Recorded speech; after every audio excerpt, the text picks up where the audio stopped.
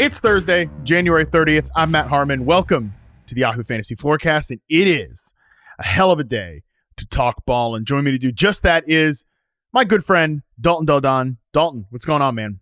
Not much, Harmon, in between going from baseball mode, talking football with you. Never a downtime in the NFL, though. Some off-season stuff and some lessons we've learned throughout the playoffs. So excited to talk some ball with you today. I appreciate you being here to do that. And yes, that is what we're going to do today. We're going to take a look at 10 of the biggest postseason lessons that we can learn and apply to next year's fantasy season. A little bit like what to look for this offseason as well, because I think these games often get ignored when we're talking about what happened last season from a fantasy perspective. But before we do that, do just have one programming note for Super Bowl week in terms of this podcast. We are going to be, and I will be, at Radio Row in New Orleans all week long. We are only going to have one show in this particular podcast feed. That's going to hit on Wednesday evening. It's only going to be one show, but it's going to be an absolute jam-packed show. We are going to have a special guest, maybe perhaps multiple special guests, join me to break down the Super Bowl from every single angle. Hoping to get some good folks on the show in that particular episode. So again, it's going to be a huge episode. Also going to have some sit downs with some of the top wide receivers in the game as well. So those are going to be in your podcast feed as well. Also, if you do miss me, I mean, I think all of you could probably use a break from me, to be honest. But if you do miss me on some of the other episodes, be sure to check out Football 301 with Nate Tice and me and Charles McDonald. We're going to have 3 shows next week, all about the Super Bowl. One on Monday, another one coming out midweek, and then one right after the Super Bowl as well. Inside coverage will also be a great place for you to get some insight. All of the Yahoo Sports coverage throughout Super Bowl is going to be absolutely fantastic. So make sure you're dialed into everything there. So with that out of the way, let's get into it. As I said, Dalton, fantasy managers often forget that the postseason is a thing, and it can also have major impact for teams heading into next season. So we're going to share 10 of our biggest postseason lessons that we can take into next fantasy season. We're going to start, the first 5 are from the championship teams. I'm just going to take the layup here for the first one, Dalton. I think that number one lesson from the playoffs is I think Saquon Barkley is likely going to end up as the consensus 101 pick, just because he's getting a bunch of extra weeks here to ball out. He's going to have a Super Bowl to potentially ball out. He also was the top scoring running back, and people, I think, probably are going to want to trend towards the running back position. So I think that's probably something that we in the postseason is that consensus-wise, I bet he ends up being the top pick overall in drafts next year. Do you agree that that's how it's going to go consensus-wise, which maybe I could be wrong? And also, would he be your consensus 101 pick if you had to draft a team right now? I do agree that he's more likely to after this postseason. Everyone's eyes on him and just ripping off those big runs. 2 touchdowns over his first 2 touches against the Commanders. There will be some leagues that are very receiver heavy, and Ja'Marr Chase is a 24 years old coming off winning the Triple Crown. So he will have an argument in full PPR leagues. Barkley will be entering his 8th year in the league. That's the same as CMC was this past season. But he has like 1,500 career rush attempts. It's nothing totally alarming. Bijan's the man. The amount of defenders in the box this year went from 6.68. Barkley's the man. It went from 6.68 last year to 5.92 this year with the Eagles. And he had the same explosive run rate when facing 8 men in the box than he did in 7 and 6. So he's awesome. His team's awesome. The only other arguments like Bijan Robinson because of his age. Barkley's 28. But Barkley, what if Hurts does not steal 15 touchdowns from the one next year? So I think Barkley is probably the favorite to go number 1 in most leagues, and I won't have a strong argument, otherwise. What an amazing player and a special year. Special year, obviously a great rushing environment. Talked about that a lot. Just the fact that they can do every type of run under the sun. The fact that he has really mastered setting up these runs in the early part of games to smash it late. Like there's really no reason that they can't just run this all back next year from an offensive perspective. Now, Kellen Moore might end up taking the Saints head coaching job. So they might be looking for their 4th offensive coordinator in 4 years. But Dalton, so much of what the Eagles do on offense now is just like we do what Jalen Hurts is comfortable with. And I actually give Kellen Moore a decent bit of credit for adapting what he's done previously to fit with Jalen Hurts. So I don't know if that matters in the evaluation for some of these Eagles players in 2025. Offensive line is so good. I wouldn't overly worry if Moore leaves. Barkley's in a great situation. And you don't love drafting running backs at his age, ideally top of fantasy drafts. But again, the 1,500 career rushing attempts isn't overly alarming and just coming off such a special season. If we're seeing Derrick Henry be so productive in the league, a couple years older than Barkley, man, he's got a lot of things going for him to be at the top. You want to be skeptical, not just be last year's best stats, draft him that way. But Barkley should be in a similar situation and looks so good. And as you said, his blowing up in the playoffs probably solidifies his spot there for at the top next year in drafts. Okay, so before we move on to the second lesson, just real quick, give me your top 5 picks, how you would draft it right now. So to me, it's Barkley, Chase, and Bijan are kind of the top 3, and everyone could be a little different than afterward. I have Justin Jefferson, and then I have Nico Collins at number 5, but I did a preliminary top 50 a couple weeks ago, and I already would have changed plenty of those. But I had Collins 5th, and then you could definitely argue CeeDee Lamb, Puka Nacua, and then maybe even Jahmyr Gibbs. But to me, there's a tier kind of drop off there. Chase, Barkley, and Bijan are my top 3, and then a different tier.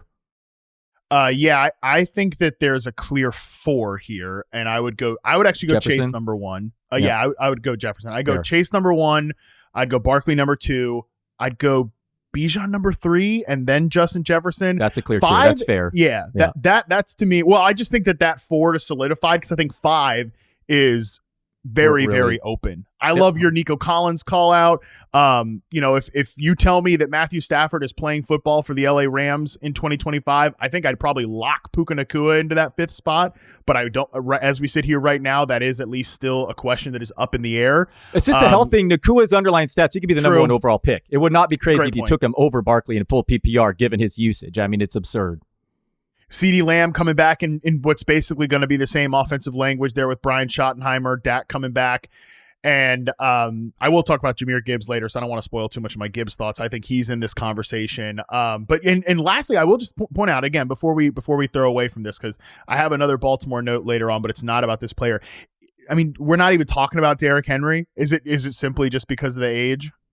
Yeah, and especially we're ranking half PPR. I mean, I get it. He should be in the conversation right there. But yes, it is age, and his career mileage is getting up there. But fade the big dog at your own risk. Everyone loved him this year. And remember we said, I'm just a little worried because everyone's on Henry. We both said that. Well, It didn't matter that everyone's on him because he still performed. So understand that he should. Why not Henry around there, especially in half PPR? But what I actually rounded up my top 10, Harmon, I went Neighbors and Brian Thomas Jr. slightly above Amon-Ra St. Brown.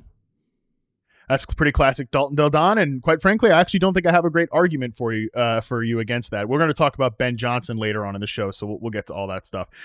Point number 2. I think it's going to be super fast, lesson number 2 from the playoffs. I think it's going to be really fascinating to consider how Xavier Worthy and Rashee Rice are going to work together next year. I do want to note that as of right now, Rashee Rice obviously he has a suspension concern looming over him. He's also coming back from a complex knee injury, so this is a total hypothetical world that these two guys are both going to be on the field together in week 1. So just want to make that clear. However, if they are on the field together, I think it's going to be, again, interesting to consider how they pair together. And I tweeted about this week, Dalton, after I talked about Xavier Worthy with Andy on the Sunday recap. Xavier Worthy's air yards per target by week from week 14 on. Week 14, 4.0. Week 15, 8.5.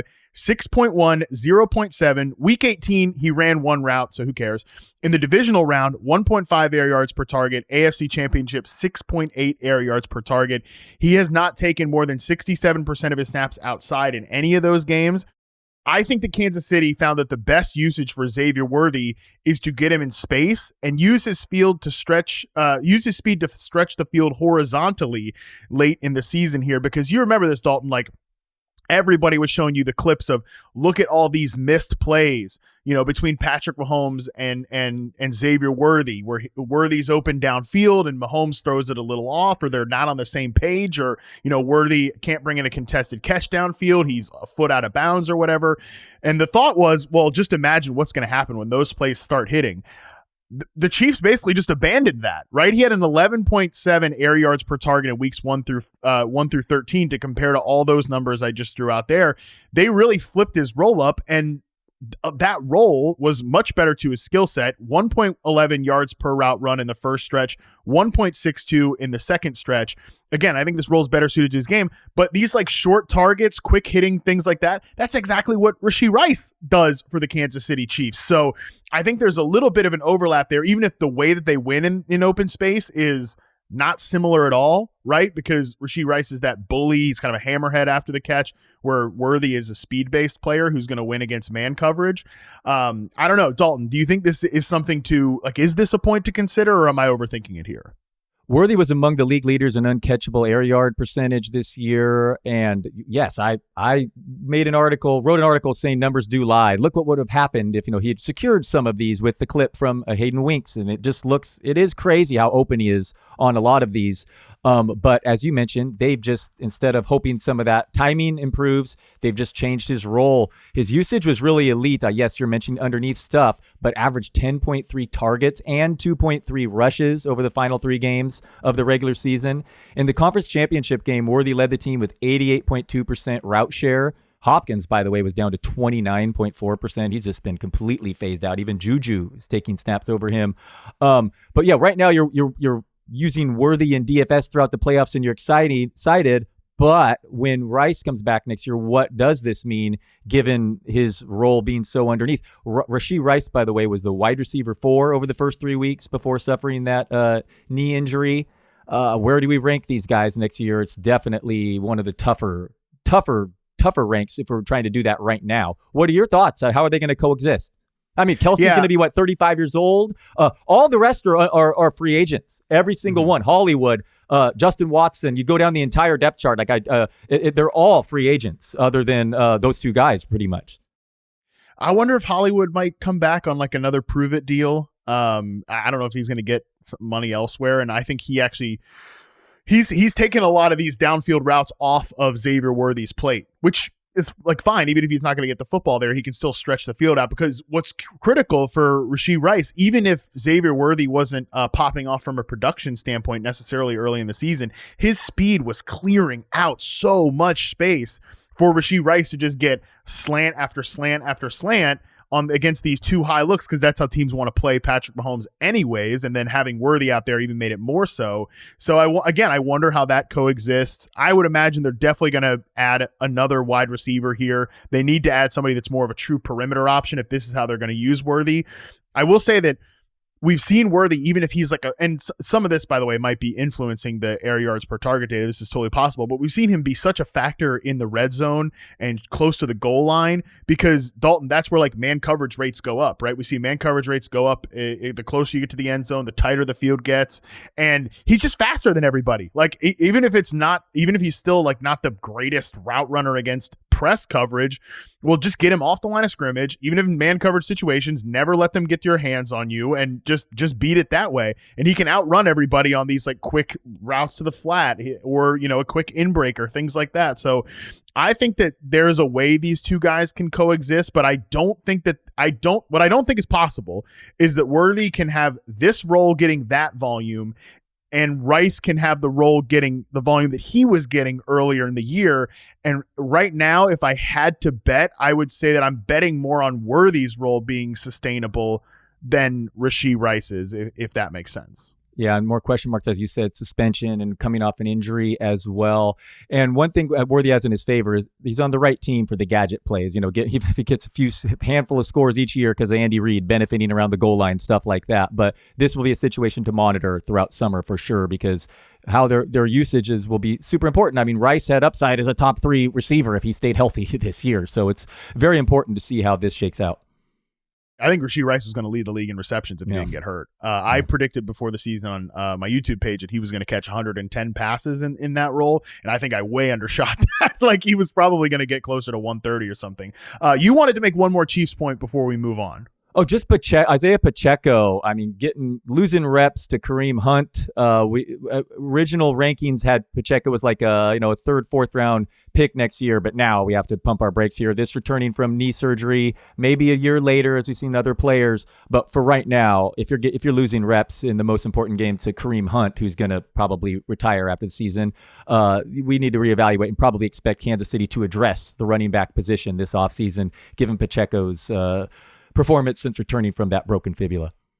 Yeah, I could see them adding somebody on day 2, day 3 of the draft that really makes this backfield interesting. But you bring up a good point about Kareem Hunt potentially retiring. I mean, Kelsey could retire. I don't think Hopkins is back with Kansas City anyways, but if they win the Super Bowl, I think he could retire. Kareem Hunt could be gone. That is sort of the faulty thing about analyzing the Chiefs offense right now and trying to take lessons into next year, because I think so much could be different with this team. But I do think that Pacheco, I wish he had come back and just looked a little bit better. It just hasn't really happened. But yeah, losing reps in a critical game to Kareem Hunt's probably not the best sign for his future. So that definitely is a backfield that's worth monitoring in the offseason. Third lesson. I don't think that we're going to be high. I don't think that people are going to be high enough on James Cook. Like, we as a collective probably are not high enough on James Cook. And he had a great regular season, right? 1,000 yards, 16 rushing touchdowns, led all running backs with 16 rushing touchdowns, had a great year. But it's funny, Dalton, like I did a piece on Saquon Barkley last week and talked about that. I think the story of the season this year is special running back talents coming in and elevating these already great rushing systems and environments, right? You think about Philadelphia, you think about Baltimore, and I would say that Jahmyr Gibbs even fits into this cohort too, right? Where he was, even if it's his second season with the team, the Lions would be a great rushing team no matter what, but I think they're a dangerous rushing team because they have Jahmyr Gibbs. And as I was thinking about James Cook after this divisional round, or excuse me, the championship loss for Buffalo, I was like, James Cook is kind of the same thing, even if he was already with the team. The fact that I think he took a step this year as a player, it really leads me to think like we're overlooking the fact that I think he developed into one of the best backs in the league. And Buffalo, since Joe Brady took over the last year and a half, they've become one of the best rushing environments in the league, one of the better rushing offenses. They are so multiple. They lean into a lot of gap scheme stuff where James Cook's speed really takes over when he gets those open lanes. But he's also become so much better at creating these like small crevices for himself as an every down, like sustaining runner. He's been great in the postseason, 272 rushing yards, 3 touchdowns on 53 carries. He also averaged 10.7 yards per target in the postseason, gained a first down on 51.5% of his routes run.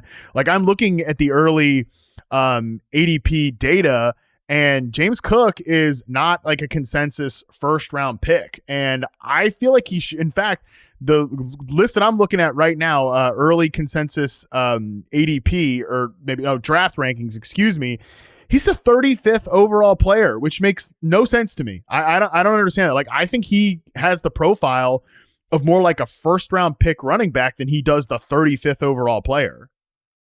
All right, so Cook's interesting because I can see your point, but on the other hand, he's definitely due for touchdown regression. He entered the season with his 4 career rushing touchdowns over 33 games. He tied for the NFL lead in 2024. He had 16 rushing scores despite having the 19th most carries, the 12th most carries inside the 5, just 45% of the team's red zone rushes. So outside of Cook, the 6 running backs who scored at least 13 touchdowns this season averaged 20.8 touches. Cook averaged 14.7. He was the RB 27 in expected fantasy points, sandwiched between Najee Harris and Alexander Mattison. Ray Davis impressed as a rookie. He could see more work. But James Cook's really good, and he scored 2 more touchdowns after I put that column out in my face against the Chiefs. So maybe the environment is more important, and he's a good player in that environment. Those 2 touchdowns against the Chiefs came on just 13 carries, and he scored all these touchdowns with Josh Allen stealing a lot of the touchdowns this year. You know, they both happened. So there's no alpha receiver or tight end stealing them. So I think when it's all said and done, given the pros and the cons, I settled in on him as my RB 12. I could maybe be talked in over Kyron Williams to my RB 11. So maybe I'm jumping the gun with Bucky Irving over him. So it sounds like would you have Cook ranked higher than Kyren Williams, Bucky Irving, Josh Jacobs, and or Devon Achane? I think Bucky's tough. I think, Bucky's just such an ascending player. But again, we'll talk about the Bucs offense later on in the show. Those two are tough, but I think I would definitely rather have him than Achane. I think I'd definitely rather have him.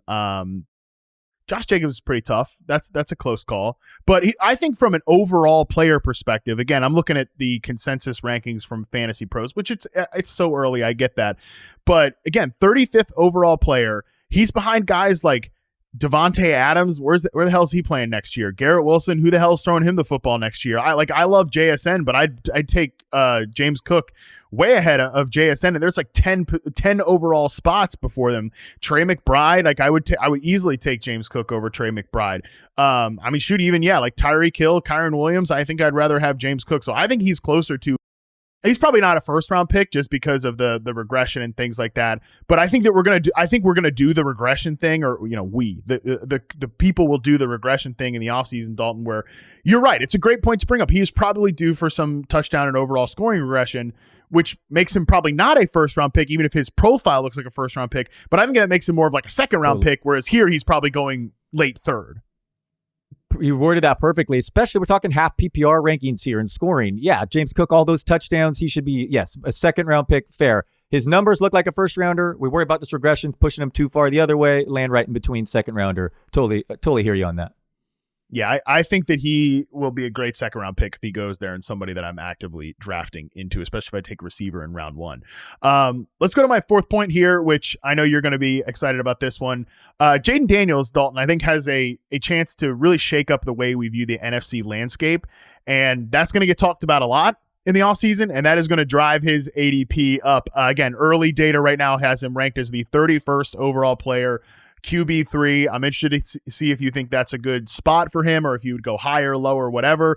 But the reason I think this is just going to get talked about a lot, Dalton, is because when you think about the way that the playoffs have been structured the last few years, and even this year, right? Like, look at who's representing the NFC in the Super Bowl. It's the Eagles, who have Jalen Hurts, good quarterback, but he's not one of the game's elite passers or anything. It's these like really these Death Star teams, right? Eagles, your Niners before. That's been kind of the trend of the NFC playoffs of late. Whereas on the AFC side, it's these freak show quarterbacks. It's Mahomes, it's Allen, it's Lamar Jackson. That defines that conference. But to me, when I look at the NFC, even the Lions, I think, fit into that Death Star team type of approach with a quarterback that's more good player, but along for the ride. Jayden Daniels has a chance to be what's going on in the AFC, like a transformative quarterback talent in this conference on a team that looks like it's being built the right direction. So just overall, obviously, Jayden Daniels is on a rocket ship trajectory upwards, it looks like.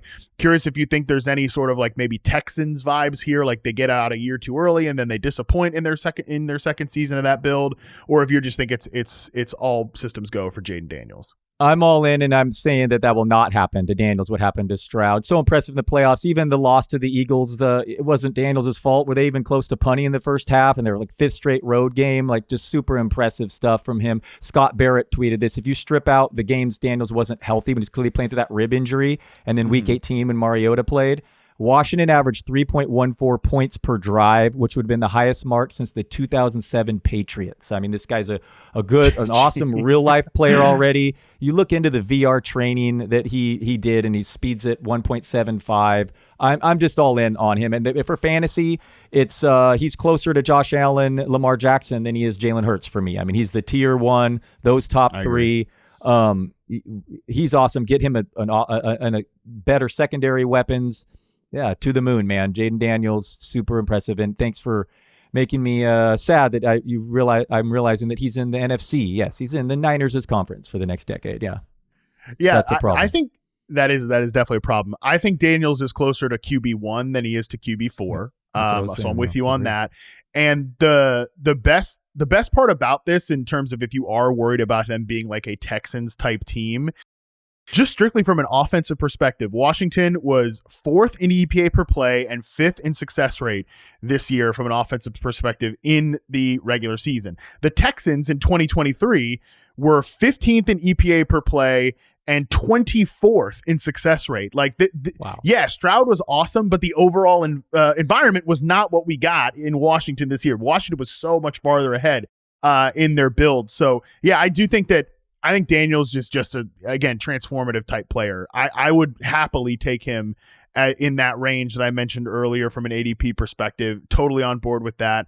Again, right now, 31st overall player, QB3, totally on board there. I'm curious to see what they add in the offseason. And I think like they can go out and maybe get like a free agent receiver. They can go make a lot of moves on the defense and everything like that. So I do want to make one point about Washington, and this is my fifth lesson here because I think we're in line with each other on Jayden Daniels. I do think that one thing the playoffs have shown us, though, about Washington's offense is that I think the running back run game needs something else. Commanders running backs averaged 3.6 yards per carry in the postseason this year, and their 34.9% rushing success rate on running back runs alone. So this has nothing to do with Jayden Daniels as a rusher. That was sandwiched between the Chargers and the Broncos among the 14 playoff teams. Those were two teams that struggled to consistently run the ball with success with their running backs throughout the course of the season. And obviously, both of them were soundly eliminated in the first round of the playoffs. And this is not a blip in the playoffs either. Washington ranked 24th in EPA per running back carry from December on. That includes the postseason. Before December, they ranked 4th in that same metric. So, Dalton, I'm curious how you read this because I think Brian Robinson's a fine player. Austin Eckler looked much better. It looked like he had a lot more juice this year than he did in his final year with the Chargers. So I'm not even sure if this is a running back problem. Maybe they need more offensive line talent. But I also wouldn't rule out like a running back addition at some point along the way either. Well, first of all, it shows just how good Daniels is overcoming the lack of running game as well. He's doing this totally as a rookie, pointing that stuff out. And then on the other, Brian Robinson passes the eye test. He looks like a good player, and Austin Eckler looks like a perfect complement. So I would lean more toward let's fix this offensive line. It was dealing with injuries last time we saw him and a really tough opponent. But scheme and obviously Daniels should help that yards per carry, who no matter who it is. So if they do go out there and draft someone high, we'll be very excited in fantasy. But I think Brian Robinson's a good player. If they could improve the offensive line, that would go a long way. Yeah, and the free agent running back class this year, it's Aaron Jones, Najee Harris, J.K. Dobbins, Nick Chubb. Like, it gets pretty rough in a hurry with the running backs in free agency. I don't think, other than maybe Aaron Jones, but, Jones is just a tough player because of his age and things like that. I don't think any of those backs make them better this year. And they have just one pick in the first 3 rounds, and then they don't have a 4th round pick. So I think that running back is probably 2026's problem. Like, this team is good, but they have a lot of needs, right, on both sides of the ball. So I don't see them adding like a big time. I think they run it back with Robinson. Rico Dowdle, too, is a free agent. I should have mentioned his name. Thank you, producer Colin, of course, all caps in the chat, Rico Dowdle. But yes, I do think that they don't, again, I don't even think Dowdle makes them better necessarily from a running back standpoint. Maybe I'm wrong about that, and maybe Dan Quinn, familiarity there, everything like that. But I think that running back doesn't necessarily make them better. I think more offensive line talent might, and then running back becomes a big addition in 2026 because they got a lot of other fish to fry in this offseason, Dalton. Yeah, but man, you're excited for Commander fan going from Sandal Snyder to now this. I mean, wow. Congrats. I mean, yeah, shoot. They just got 2 points broken down here in the championship round of lessons learned. I don't think a lot of people had that on their bingo card heading into this season. Okay, let's take our first break. When we come back, we'll run through some more lessons from the postseason right after this. Introducing Daily Draw, the latest free-to-play game from Yahoo Sports. Daily Draw gives you a pack of 6 prediction cards every day based on the day's biggest sporting event. Download or update the Yahoo Sports app on the Apple App Store or Google Play and join the action with Daily Draw today. All right, we're back. Let's run through some more lessons from some earlier exiters in the NFL postseason, Dalton. Lesson number 6, the Texans needed a new offensive vision, which they're going to get because they fired Bobby Slowick. I have a lot of thoughts about this situation. I'm going to try not to talk about it for like 20 minutes here because I've also broken it down in other outlets as well. But just a couple points to hammer this home. Obviously, we saw it in the postseason, right? The damn Texans allowed a 51% pressure rate on C.J. Stroud in the loss to Kansas City and 8 sacks, which again was emblematic of what's been going on all year. And Dalton, I was kind of amazed and how much analysis I saw about Bobby Slowick, being fired, and kind of people like, what? I don't understand. Why was he fired? CJ Stroud, like, they had injuries. There was some regression from Stroud, but like, is that really Slowick's fault? And no mention of the offensive line, which I wrote in my column that if you like analyze the Slowick firing and you don't talk about offensive line, you've sacrificed the ability to be taken seriously. A couple stats on the Texans, specifically on the front five. The Texans led the NFL with a 55.2 pressure rate allowed and lost a league high 217 yards to sacks on plays that the defensive line used to stunt per fantasy points data. No other team lost more than 175 yards due to sacks on stunts. And of those 24 sacks, only 2 were charged as the quarterback's fault. And it wasn't just pass protection either. The Texans ranked 30th in rushing success rate in games that Joe Mixon started and finished during the regular season. So huge issues on the offensive line. That was enough, I think, to necessitate a change. But also, Dalton, like, I don't think CJ Stroud needs to be a Shanahan quarterback. I think he can play in like a spread offense that activates multiple guys on the field. So pretty much like kind of starting over here on the Texans offense. But I actually think that makes me more willing. We got to see what happens here coordinator wise, but if they get the right hire, I could be more willing to draft Stroud and Nico and maybe some of these other pass catchers that they might add this offseason in a new system here. So Stroud definitely had a lot of things going against him. The play calling, the predictable run calls on 1st and 10, often having long down and distances. Joe Mixon, the running game outside of him was nothing. Injuries to Diggs, injuries to Dell. But I've mostly been, I usually give sacks as a quarterback stat. So I'm curious your thoughts on this. The average time to throw this season, Hurts and Lamar Jackson, they're running quarterbacks. Then Sam Darnold and Stroud. So Stroud had the second longest average time to throw among non-runners, 2.8 seconds. What are your thoughts on that? Yeah, I think that he definitely started to develop some bad habits because I feel like that was probably not the case early in the season. But the other thing I would mention here too, and I was having an interesting conversation about this with somebody yesterday, that, Shanahan builds in his plays, like he doesn't want quarterbacks like audibling at the line of scrimmage or making checks and things like that, because in his mind, there's always an answer. Every play has an answer to. You get to the line of scrimmage, you see this coverage, it should have this answer to it. You get to the line of scrimmage and there's a blitz, well, there's an easy answer to the blitz right here. I don't think those were available to Stroud this year. Like that's kind of where I came down to Bobby Slowick, because I think he was really good at running the Shanahan greatest hits, like the general design of the offense. But when it came to adjusting to anything beyond that, I just don't think he had the buttons right now. Like, he might have a future in the league at some point as a good coordinator. I haven't ruled that out. I think he actually showed some good things in year one. Just it was adding that extra layer wasn't there. And very rarely when I watch the Texans do I look at Stroud like getting immediate unblocked pressure and having to like scramble away from it or reset or whatever. And very rarely do you see he should have thrown to this hot answer right here. There just wasn't enough of that in the playbook, in my opinion. Last 10 games of the regular season, Stroud, 9 total TDs, 8 interceptions, 36 sacks. This same player had the same number of attempts, had 20 touchdowns, 6 interceptions, 22 sacks. That player's Bryce Young, who should go higher in fantasy drafts next year. Bryce Young ran the final month too. I mean, that may seem like a crazy question, but where are their ADPs? I'm curious. I wouldn't be surprised if Bryce Young ends up being drafted higher in August.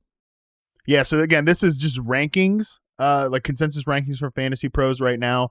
CJ Stroud QB 17, Bryce Young QB 23. Yeah, I think I'd rather have. That's interesting. I don't know. I think they're pretty close. It's close, right? Yeah, I think it should absolutely be a conversation at minimum. Yeah. Because one guy's got an alpha receiver in CJ Stroud. He's got Nico Collins, but there's like almost nothing else in the pass catcher core, which I do think like, hey, maybe they bring Diggs back. Maybe they make another addition. I don't think they're counting on Tank Dell at all in 2025, and I don't think we can either. Bryce, though, I like the offense he's playing in. I know who's calling the plays there, and I think he showed so well. So I think they'll be pretty close. I might give the slight edge to Stroud just because he has Collins, but I think that's pretty close. Yeah, again, Bryce Young showed some untapped rushing ability at the end of this season too for fantasy. So I think that is a conversation that needs to be had, which is shocking if you went back, to not before this year, and then when Young was benched of the first month. But what a great turnaround, and it's really happy for Bryce Young, and hopefully Stroud gets some better people around him next year to bounce back. All right, seventh lesson, and this is me personally, and I'm gonna you heat check me on this one. I don't care about any of the buts with Jahmyr Gibbs, and the reason I came to this conclusion was not only just watching him play in the postseason, where he was one of the most dynamic players on the field for Detroit, and I think he could have shoot. They could have given him the ball more. They gave him the ball a ton. Felt like they could have given him the ball more. And the reason I feel this way, though, is, again, I'll come back to that Saquon Barkley article where I was originally going into it, kind of going to just talk about Barkley, but also touching on Derrick Henry as one of these guys that have maximized an already great run game as being special talents. But every time I was, filtering for a great Barkley stat, it was, Barkley's right there, Derrick Henry's right there, and so was Jahmyr Gibbs. Like every single thing that I was looking for, those three kept being kind of in the same area, which, by the way, it's pretty funny, Dalton, that last year you could have easily started a fantasy draft with Saquon Barkley and Derrick Henry or Jahmyr Gibbs. Very, very easily, right? And that was like not a build that many people were executing, I don't think. Anyways, that's beside the point. One stat that really did stick out to me: Saquon Barkley, Derrick Henry, and Jahmyr Gibbs were the only running backs with the 200-plus carries to gain over 36% of their yards from explosive runs. And that's what I mean, that Gibbs is just a weapon. I think he played so well towards the end of the season, into the postseason. I know this is what I'm talking about. Like, I know David Montgomery's back. I know that the offensive line is getting a little older on the interior. Kevin Zeitler's a free agent. I know that Ben Johnson's not going to be there anymore. I really don't care. Like, I want to be extremely high on Jahmyr Gibbs, and I think he is much closer to being the running back one overall than he is a bad pick in the first round because of any of these but reasons. Am I like a straw man arguing? Is anybody going to push back on this point? Are you going to push back on this point, or am I just talking to myself?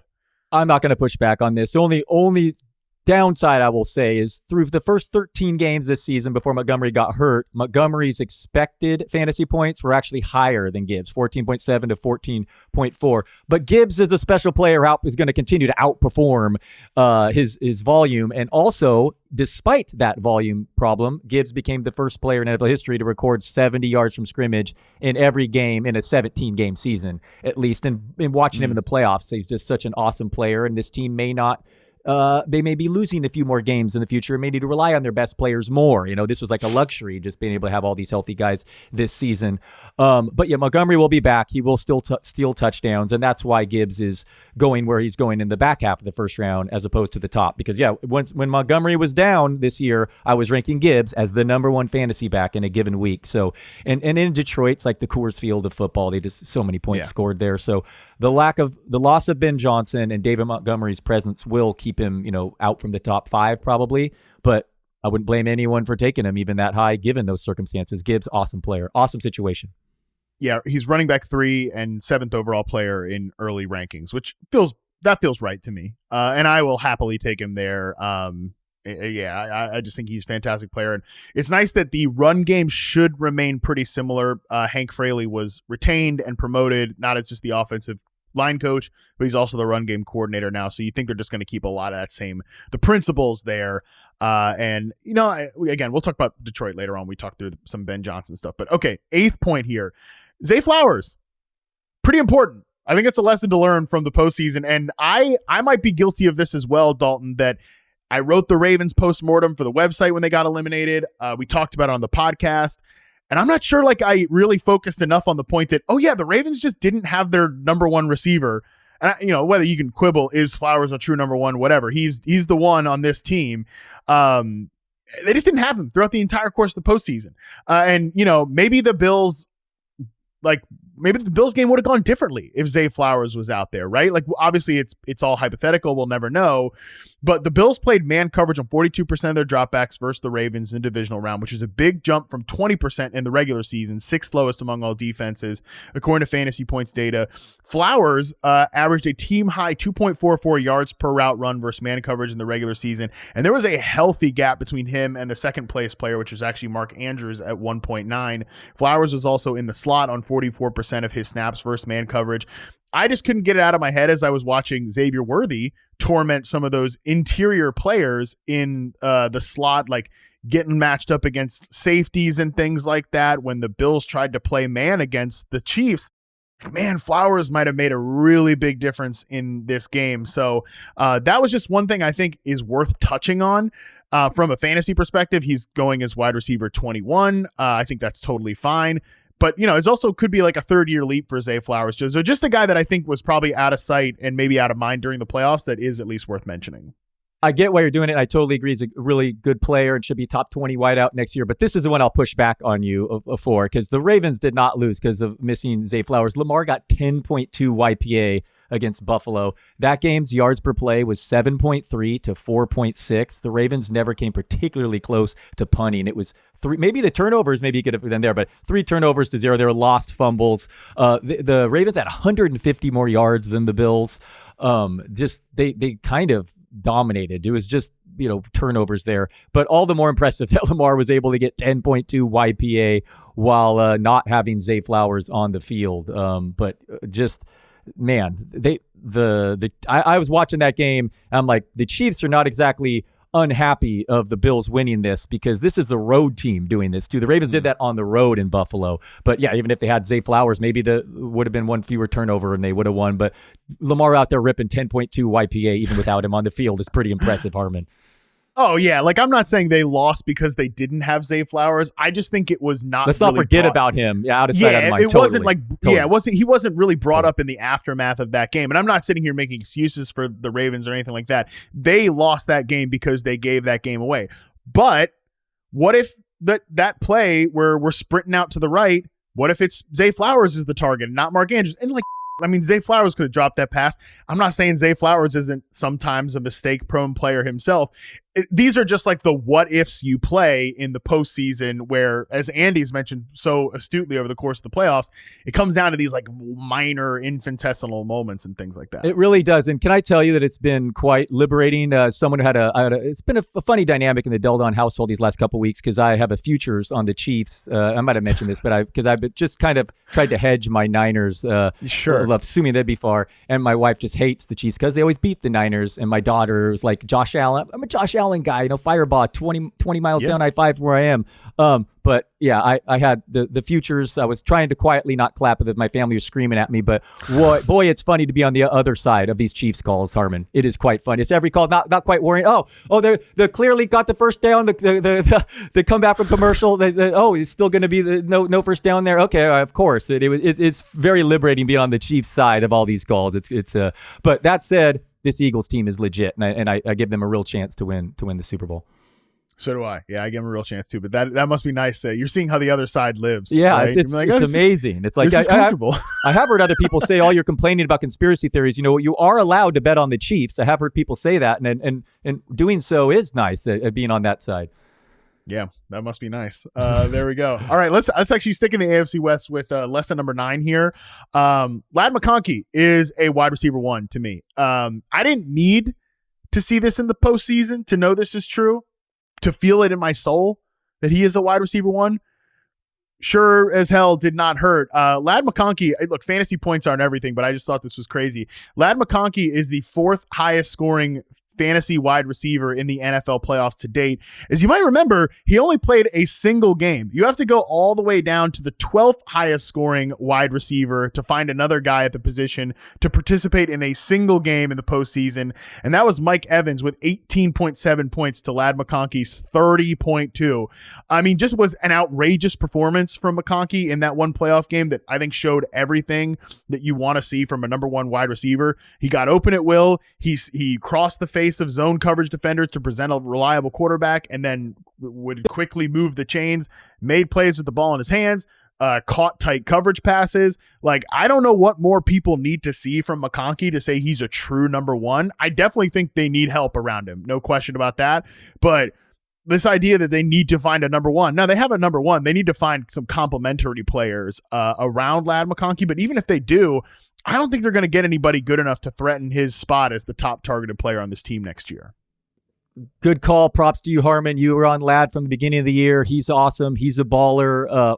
Just six receivers accounted for 35% of an offense's receiving yardage when on the field. He was one of them. Here are the other five: Jamar Chase, Justin Jefferson, CeeDee Lamb, Brian Thomas Jr., and Malik Neighbors. Maybe you've heard of them. McConkey finished 4th in yards per route run this season. 70% of his routes were from the slot. But here's what's impressive, dude. He led all receivers in yards per route run from out wide and was second in targets per route run from out wide. So this is a great football player. Hopefully he can last the whole season? Can he take 130 plus targets? Even so, I have him ranked preliminarily as my wide receiver 14, right at the head of Terry McLaurin and Mike Evans and that area. Does that sound about right? It does sound about right. It's kind of right where he is from like a consensus rankings standpoint. I think I have him at 12.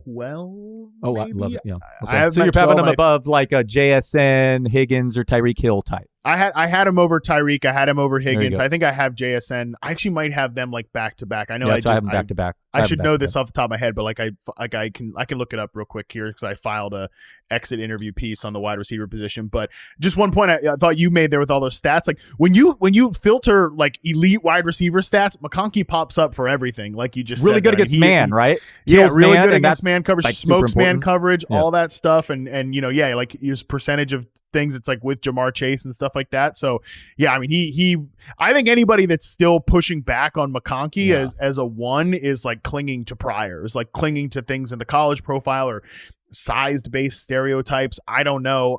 So again, for my top 12 in the exit interview, my top 12 at the receiver position was Chase, Jefferson, Nakua, Amon-Ra St. Brown. That was before Ben Johnson. Obviously, that might rethink that. Nico Collins, CeeDee Lamb, Brian Thomas, A.J. Brown, Drake London. I had McConkey at 10. Malik Neighbors at 11, just because I don't know who's throwing him the football. And JSN at 12. So, yeah, it was close call with, like, McLaurin, Higgins, and stuff like that afterwards. Yeah, it's funny that it's not even a question over Marvin Harrison Jr., though. But yeah. I was one of those people that was worried about his college profile, just a lack of target earning ability. But, boy, you were right on. The guy can run routes. He's awesome. Did the Bills take Keon Coleman over him? Yep. Coleman was the Chiefs took Worthy over him. The Bills took Coleman, and the Panthers took Leggett over him, and Niners took Pearsall, definitely Pearsall. First round. Yeah. McConkey's a baller, and he's going to be borderline top 50, borderline top 10. Apparently, you're taking him over Neighbors, man. You're really going for it. I like it though. No, he's going to be money, especially in PPR leagues for years to come. Well, yeah. I mean, I know who's throwing Ladd McConkey the football. I don't know who is throwing the football to Malik Neighbors yet. So that would be the only hesitation there. But yeah, Panthers took, Worthy was 28th pick, Pearsall 31st to your Niners, Leggett 32nd. That one's just tough. Keon Coleman was the first pick of the second round. McConkey, the Patriots traded down, and the McConkey went the second pick in the second round. And then the Patriots ended up with Jalen Polk. So a lot of mistakes in this race. Mistakes were made. Yeah. A lot of mistakes were made. Passed up Ladd McConkey on that one. Final lesson here, 10th lesson from the NFL playoffs.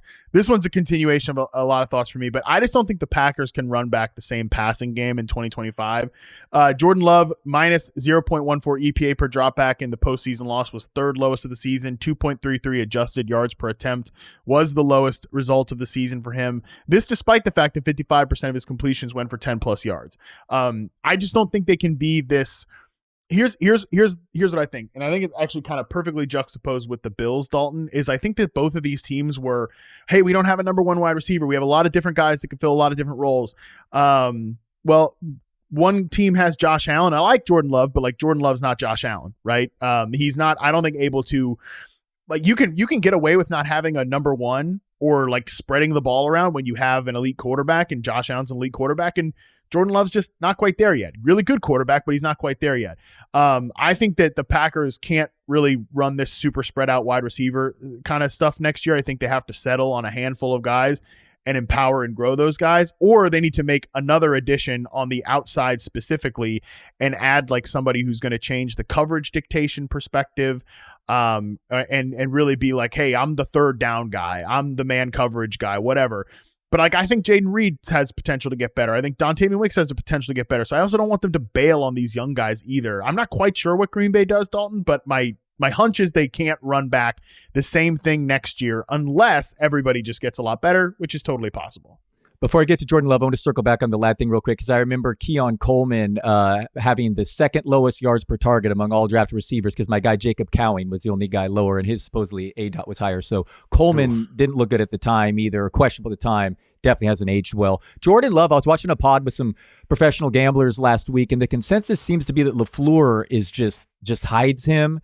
And he was multiple of these guys' picks as the most overrated player in the league. It was Jordan Love. They're like, look at his own coach. He's scared of him. His YPA bounced up this year, but yeah, the team turned it to Jacobs. Love was also playing banged up throughout the year, so maybe get somewhat of a pass there. But I definitely wanted to listen to you more than give my opinion as far as how this offense should perform because the receivers are so interesting and the pieces. One thing I actually forgot to note this, but LaFleur went out of his way basically to say, we're going to make Tucker Kraft a bigger piece of this offense next year. So I actually moved him up a little, and it seems like he was envious of how other teams use their tight end, and I did read that stated. Wide receivers, man, your guess is far better than mine. I mean, what are they going to do? I was really high on Wicks this year, and the guy drops every pass. He can get open, but so many drops. And then Watson injured again. It's definitely a situation they need to figure out. And fantasy managers want to figure out what's the usage going to be like with Jayden Reed. I mean, there's upside there, and we've seen the downside too.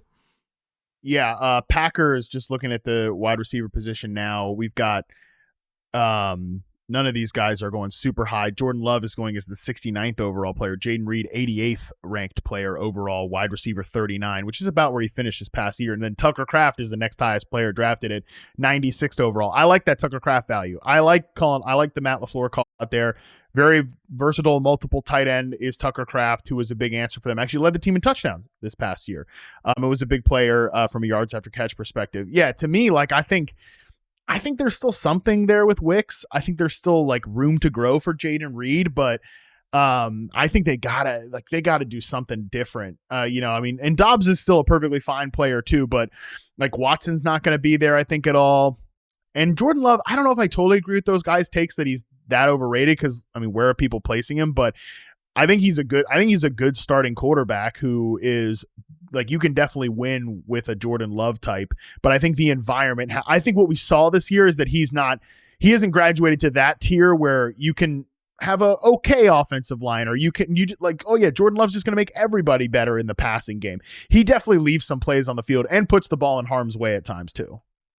Yeah, still plenty of time for his development. And again, he got injured in that week one, and he was dealing with multiple things throughout the year. So maybe he deserves a pass. And again, his YPA went way, his efficiency actually really improved here. But there's still some areas of further improvement that need to be addressed in the offseason. Yeah, I just think you'd be delusional to see how they played against top competition this year and think we can just do the same thing next year. And I don't think Matt LaFleur nor the people who run this team are delusional. I think they probably will put something together to make it a little bit different. But all right, let's take our last break. We come back. We're actually going to do a little bit of a mini panic meter here on 2 coaching hires right after this. All right, we're back. Our final segment here, Dalton, like I said, it's going to be a little bit of a panic meter here. We've talked a ton about the playoff teams.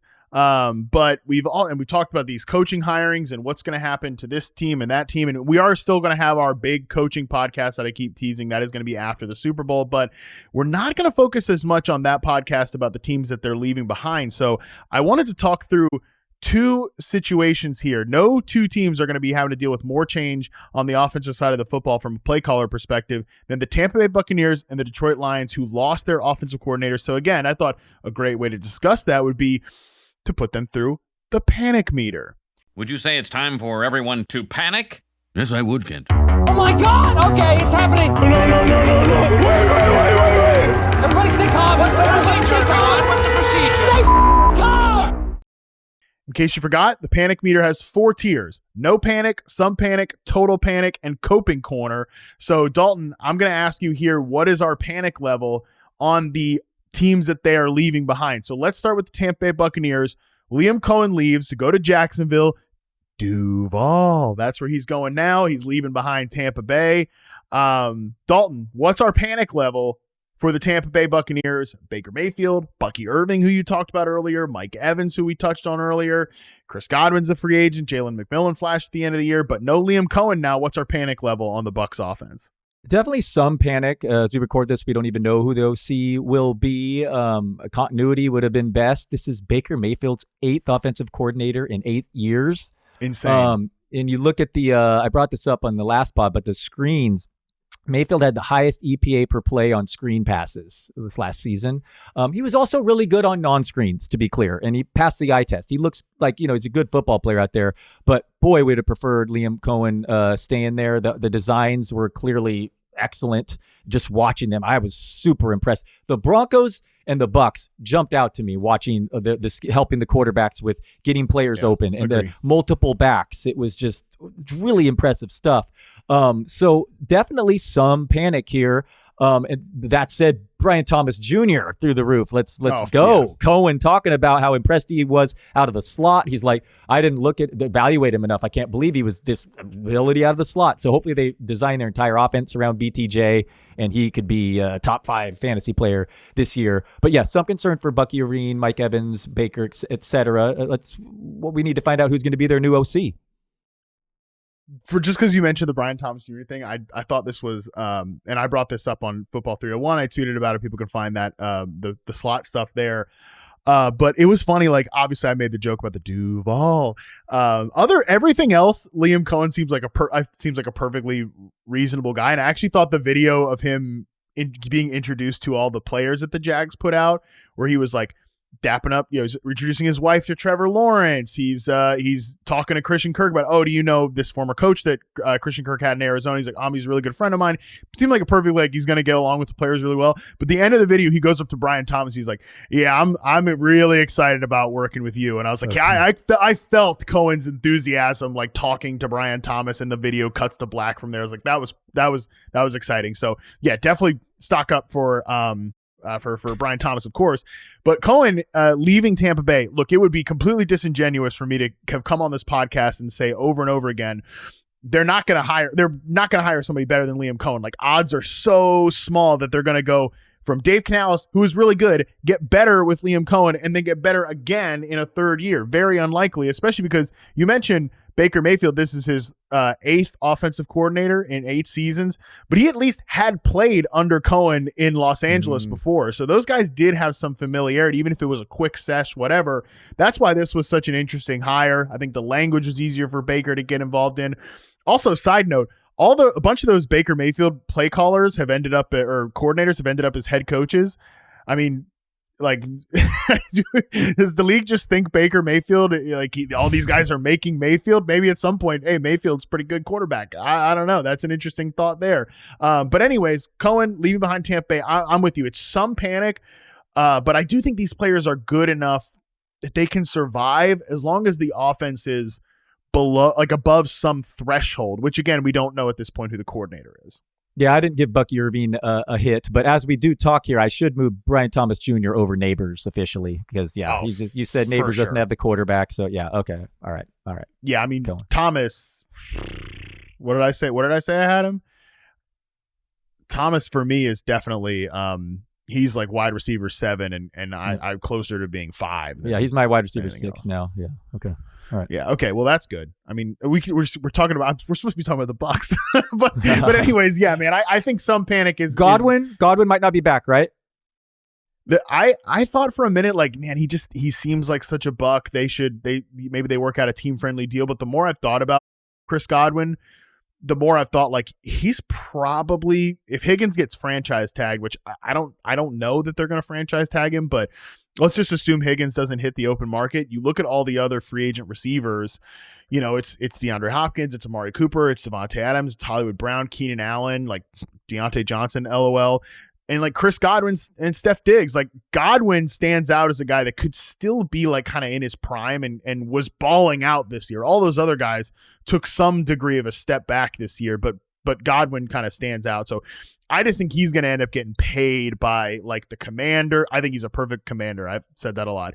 He'd be perfect there. The Steelers, he seems like a great fit there. The Patriots obviously have a boatload of money. I just think he's going to end up getting priced out of Tampa Bay's range. And the Bucs probably think they have McMillan ready to step in. Which I don't know about that. It makes me a little bit nervous. But I'm actually moving I'm moving a little more towards total panic, but I think I'll stay at some panic here.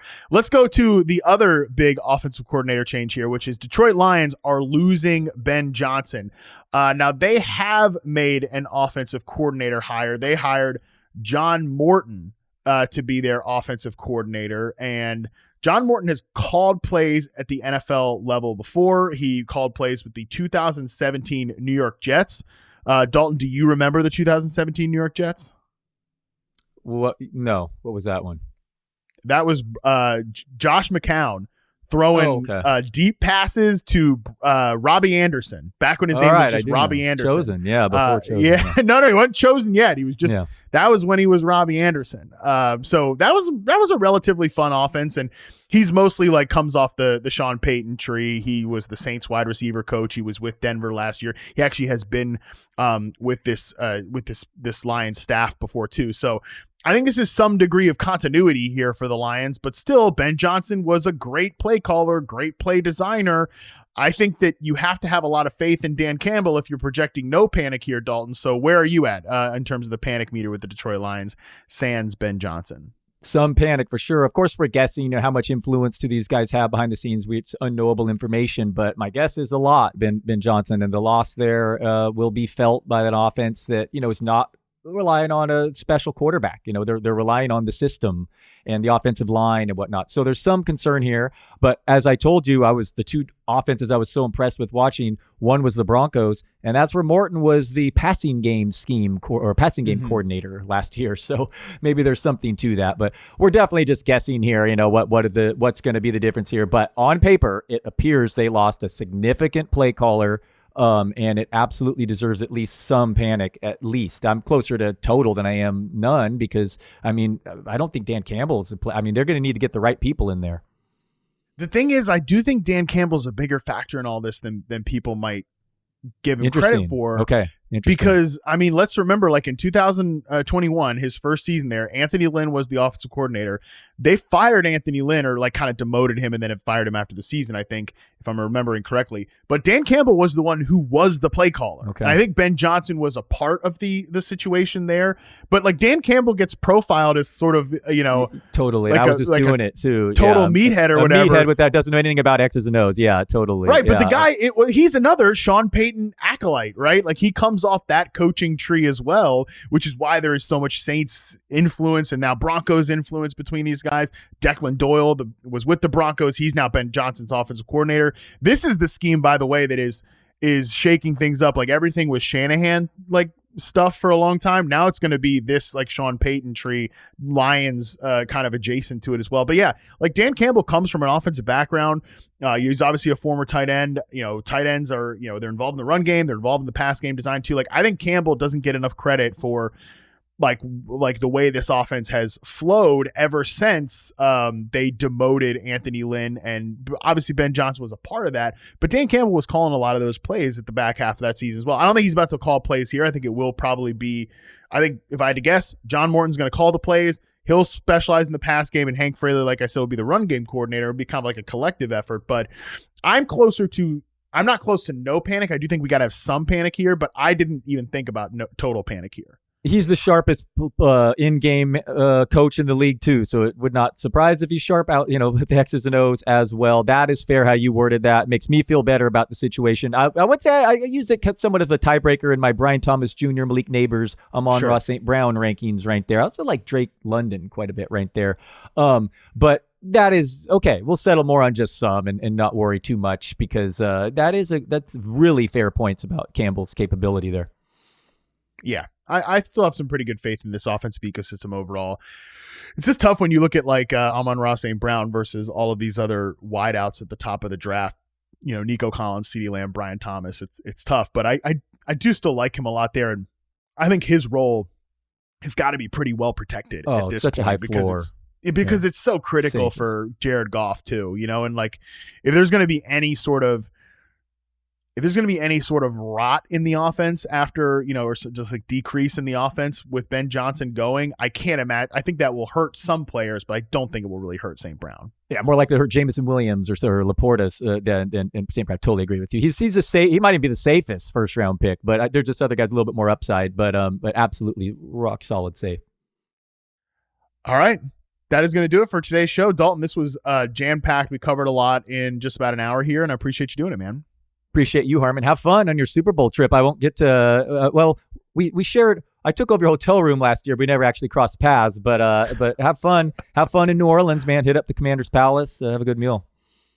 Hey, I'm going to do my best, man. I'm told my personal trainer, just lose my number. Don't lose my number. Don't expect a check-in picture. Don't expect a weigh-in. None of that. You're eating jambalaya, beignets. Yeah, come on. Yeah.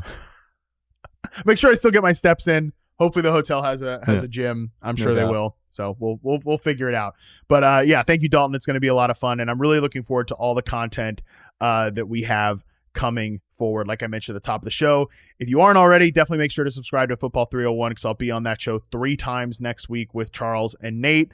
That's going to be really great. Going to be super fun. But also make sure you stay tuned to this show because on Wednesday, we're going to be back from Radio Row in New Orleans. Like I said, special guest stars, a lot of things coming from that show. We're going to get you ready for the big game, as they say. Until then, we are out.